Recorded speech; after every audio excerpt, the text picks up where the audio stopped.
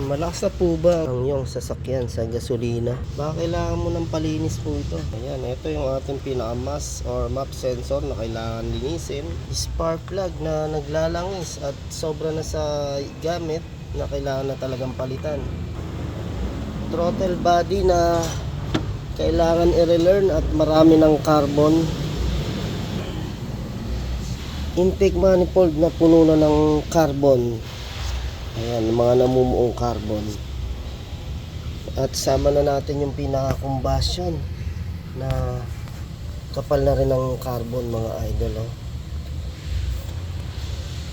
Ilan po lang yan sa nagpapalakas sa ating gasolina, sa ating sasakyan, sa nagpapalakas ng konsumo. Ayan, kapal. Kaya ang sasakyan mo kung naka 80k to 100k mileage ka na, baka kailangan mo na ipalinis itong mga to.